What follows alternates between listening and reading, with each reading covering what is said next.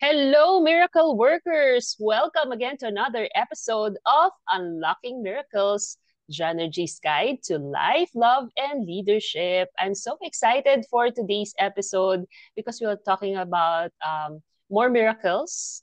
And the person that I have invited, nagiging ano siya, he's an instrument of miracles in more people's lives. So today, we are joined by an expert, a founder of Be Blessed Training and Formation Center, a happiness teacher, yan, para sa mga taong nalulungkot, a soul coach, celestial energy healer, a retreat facilitator, and also a book author. So friends, help me welcome in Unlocking Miracles, Coach Bryson Bonsol. Hi, Coach. Thank you, Coach Janice. And of course, I'm excited for this meaningful conversation and how we can also bless our listeners and viewers, our friends. Yan. So we are recording this, but I'd like to know, what are you grateful for today? I'm grateful for this life. As they say, every gising is a blessing. So this is a borrowed life, a blessing from God. So it's a message that we have to use this well, this life well.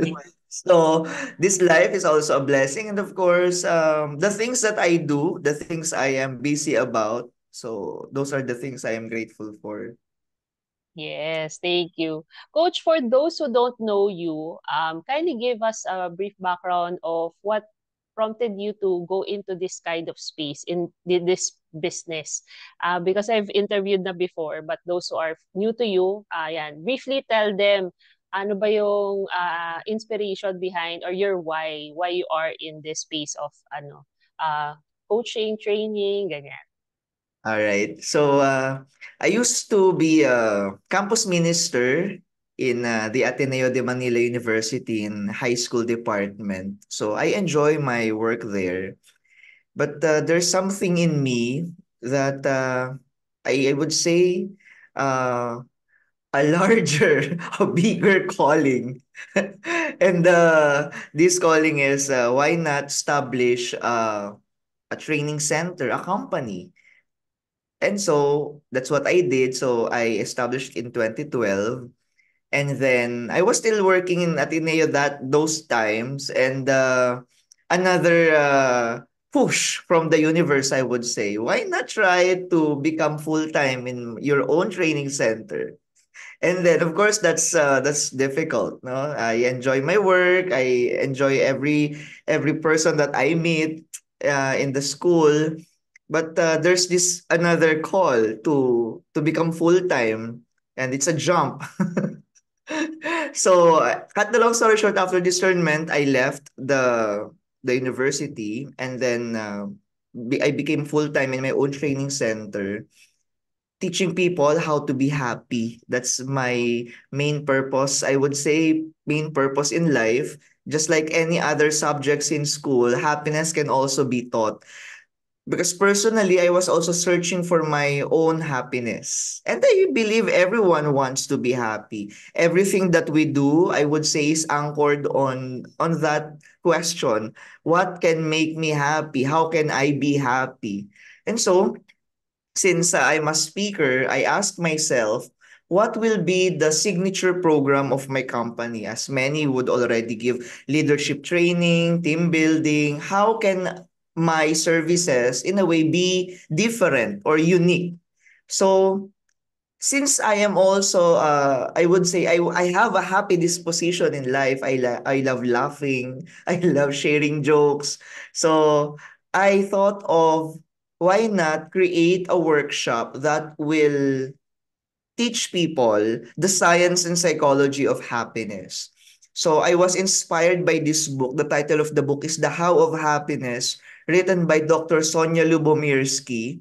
She's a psychologist, and I think I've read the book thrice na. So, three times na. So, and then, when I was reading the book, sabi ko, the content here should be shared because this is not just woo-woo. Oh, be happy, you smile. No, this is backed by science and psychology and by experts. So, what I did, I emailed this professor from UCLA Dr. Sonia Lubomirski, and in less than 5 minutes she responded. My inquiry was that if I can use the her research and also the happiness tests, because in the book there are happiness diagnostics, so that the participants or anyone who would take that test will know the happiness activities suited to their personalities, disposition, and values in life. So from there, I started facilitating happiness workshops, I would say from different parts of the world na rin because of our online platforms. So there, I also facilitate recollections, retreats. I'm also a soul coach. I do one-on-one soul coaching. And still the bottom line, the anchor is to be able to impart happiness, be it spiritually, physically, emotionally, psychologically. There. Coach, nakaka-curious yung sinabi mong soul coach. Is it all about, ano din, finding your soulmate? I am not an expert to that. But soul coaching, I would say, since it's about the soul, it's an accompaniment. So I accompany, I would say soul to soul. So I listen, I check where the journey is, and I am like a friend who is a safe space.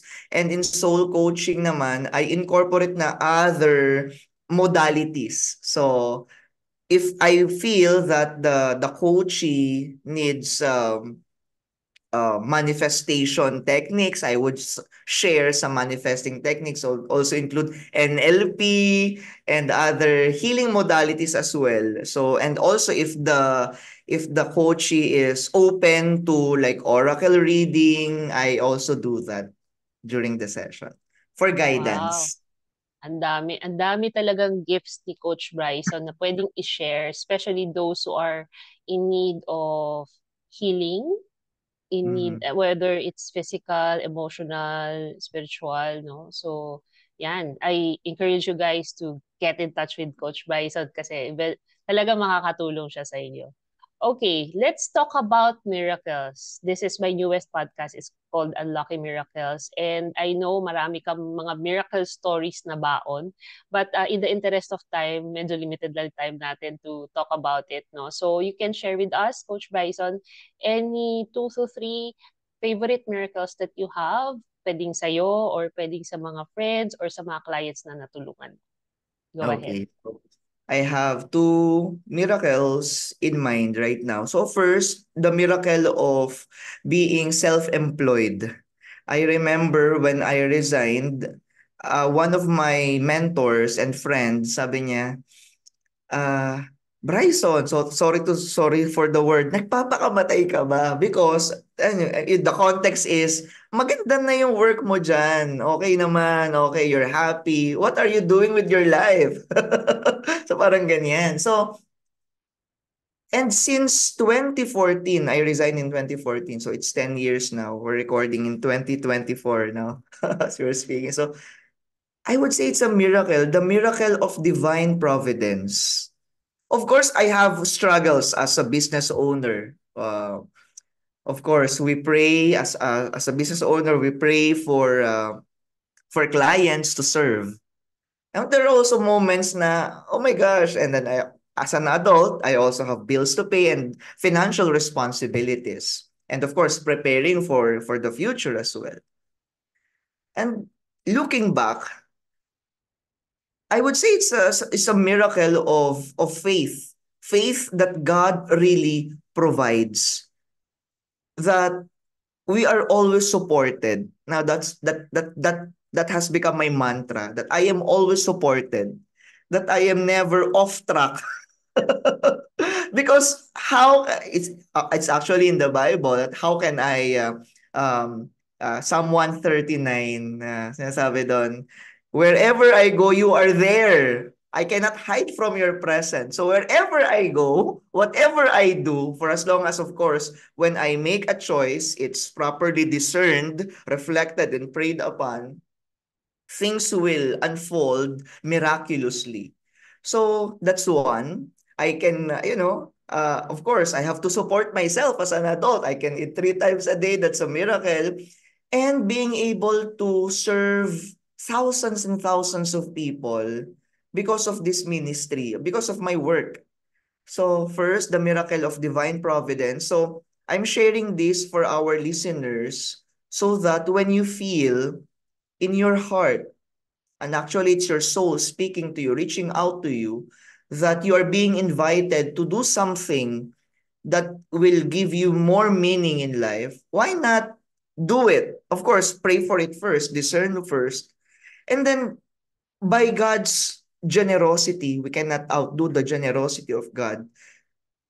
The grace of God is always available, and you will just be amazed how God will support you and will surprise you with abundant blessings, not just of money, not just of the things that you need, but also of the little things that you can enjoy, little things, big things that you can also enjoy in this journey called life.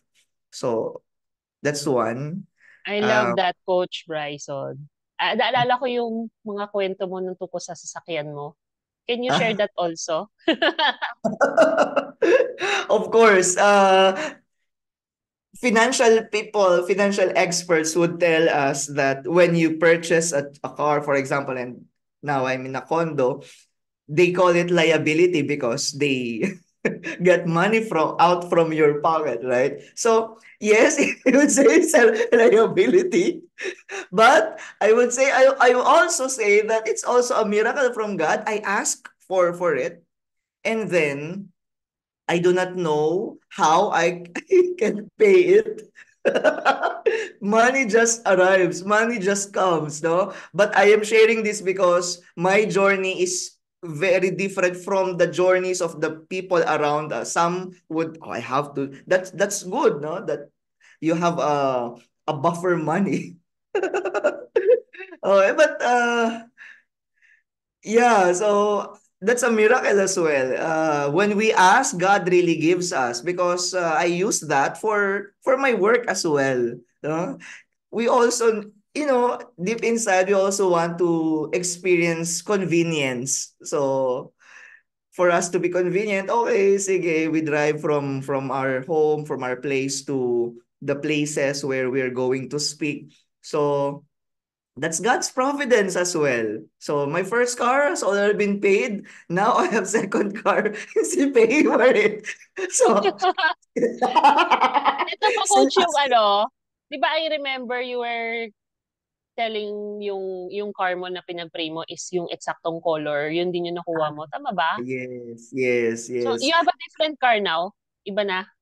Yeah, second car na siya na Wow! ganun Woo! din. Sabi ko, yellow naman, ganyan. Tapos binigay. So, it was given by God. So, let's not take things too seriously. Yes, there are things na minsan nalilate ng payment pero gaganyan ka lang. Dear Lord, bahala ka na. Binigay mo to sa akin. Problema mo na to. Parang pinasa mo na sa kanya. I think ang maganda dito, guys, kay Coach Bryson, is actually practicing whatever he's teaching. 'Di ba? Kung 'di ba kung nagtuturo ka about manifestation, yung mga ganyan, 'di ba? You're also practicing it kaya talagang very credible ka that it really works whatever you teach, you actually practice it. And it really happens in your life. Lots of miracles are happening. I'm following your post, nakakatuwa lang basahin yung mga post mo na parang feeling mo, saan ako kukuha ng next light? Tapos bigla na lang may babagsak sa harap mo, magma-message sa'yo. Di ba? Ganyan, di ba? Yes, updated.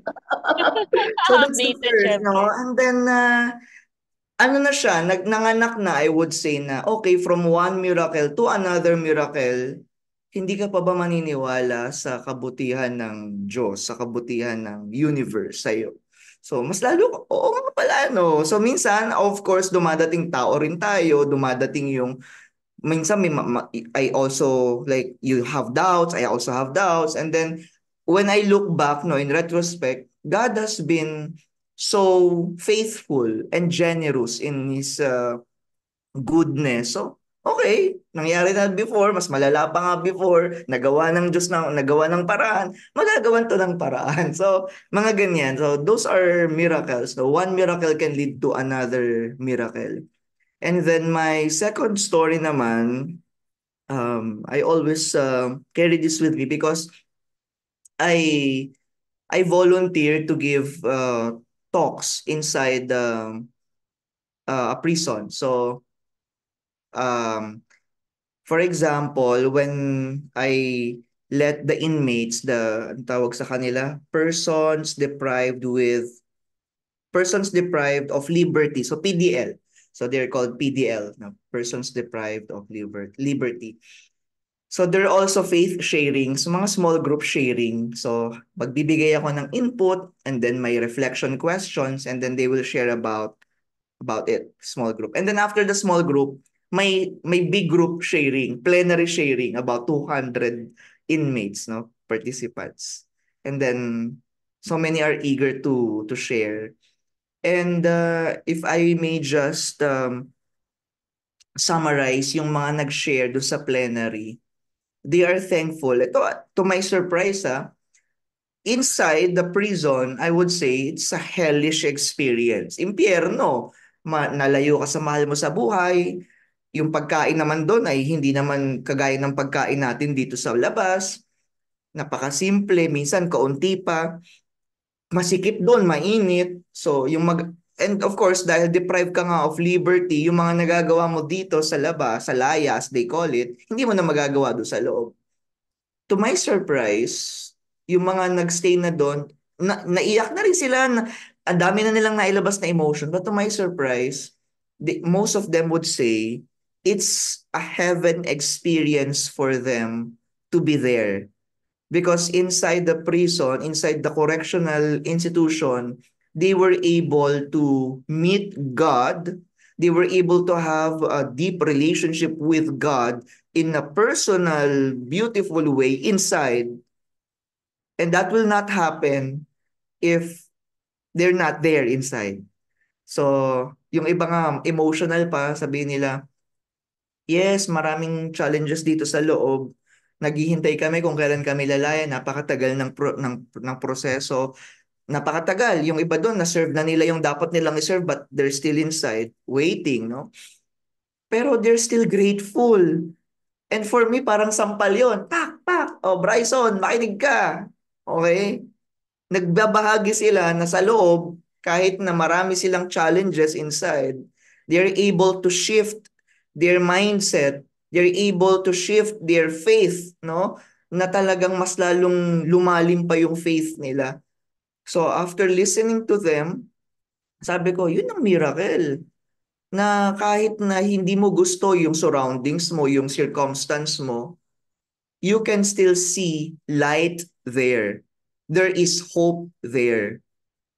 And sinabi ko rin sa sa kanila na because I learned about their schedule, no? Mas prayerful pa sila kaysa sa akin. Kaysa I would say mas prayerful pa sila kaysa sa mga tao nandito sa laya.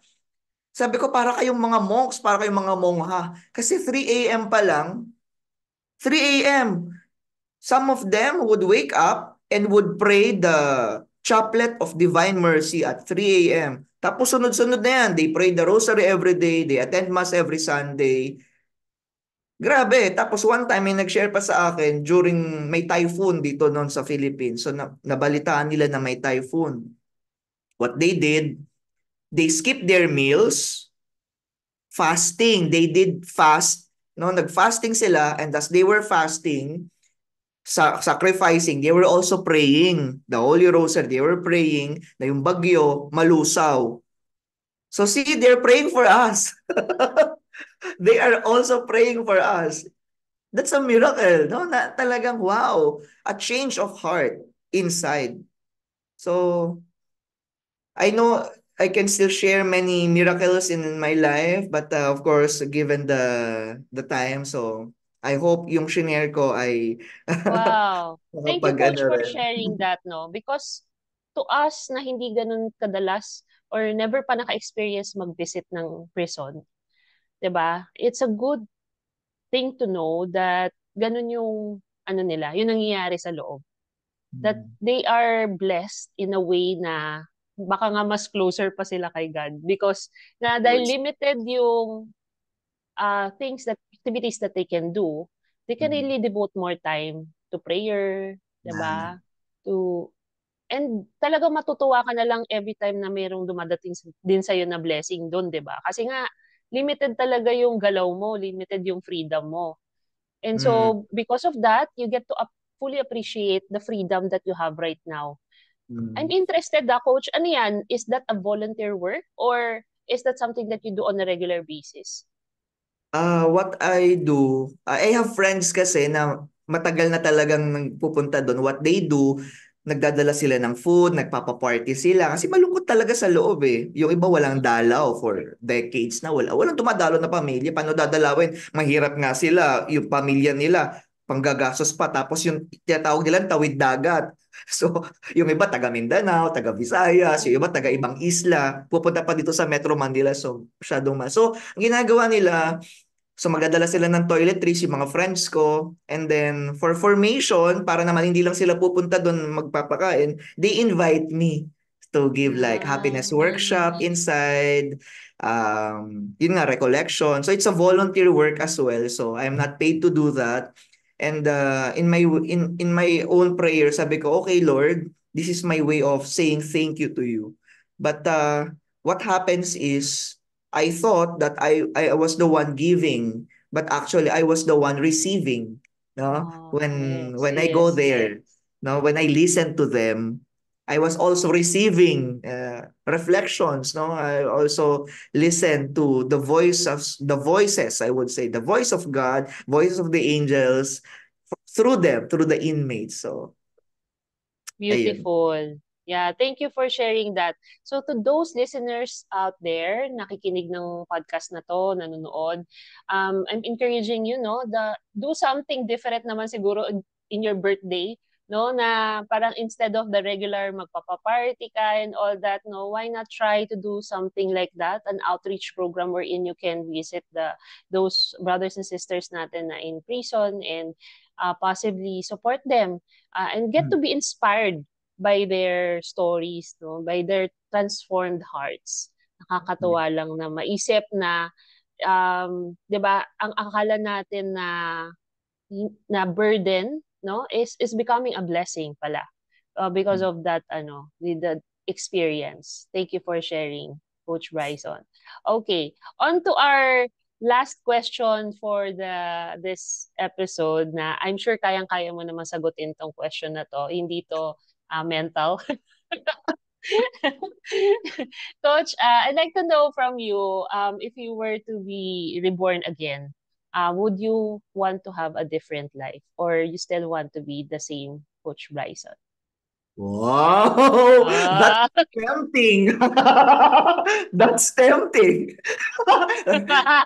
Hmm. Wow. Hmm.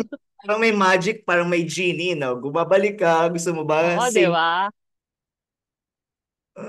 I would say yes. Tapos may konting dagdag lang, make me a bit richer. Yun lang, okay na ako.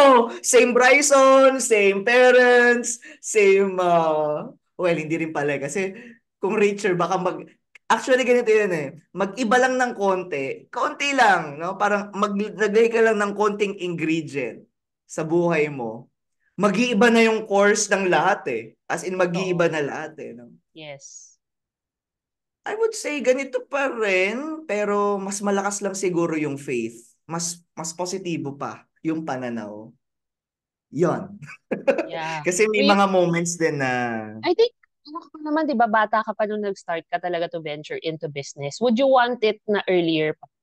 Na sana inagahan mo?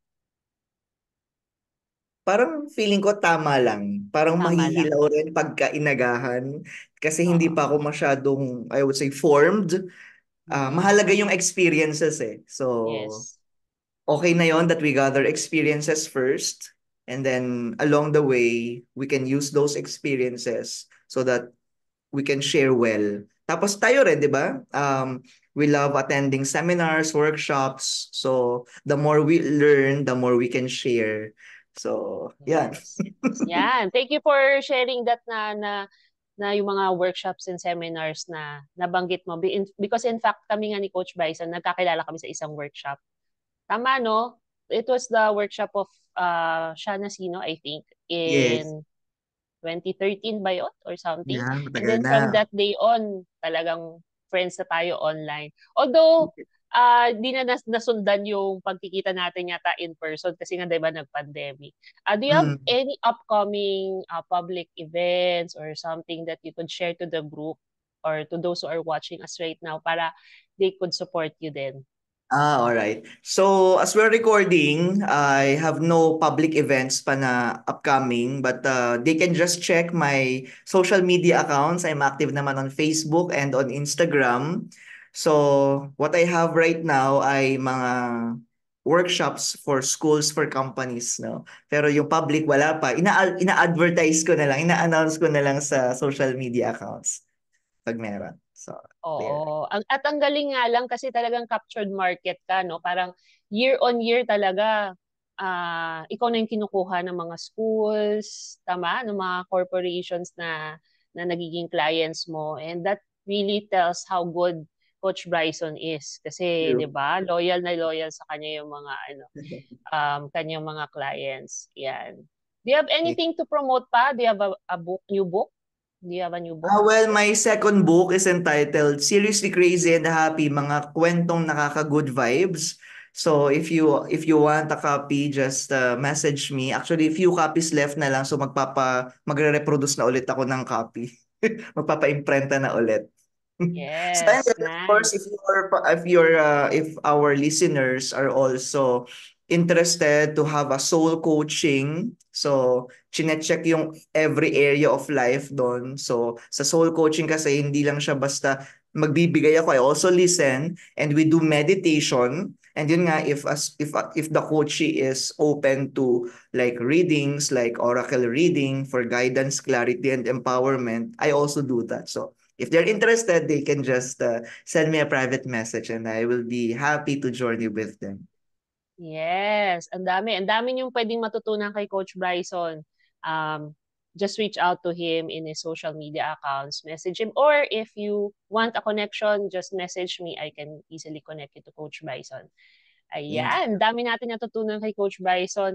Meron ka bang gustong ipag-pray namin sa iyo, Coach Bryson?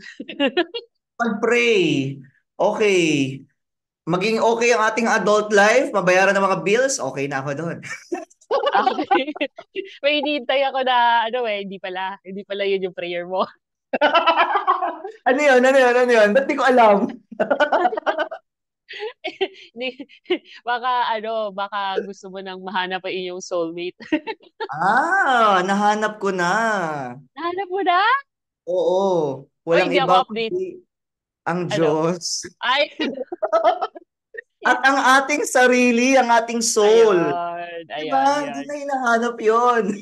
Tama naman. Kasi I really also believe in that if you're ready and you have prepared yourself well, no, you work on yourself, eventually yung inaasam-asam mo na partner, dadating na lang yan nang hindi mo na mamalayan. Di ba? Ma-attract mo Yun. na lang yan. Yes. Lalapit na lang sila. Sila Malapit na lang talaga sila. ang dami. Sila talaga? Gusto mo parami?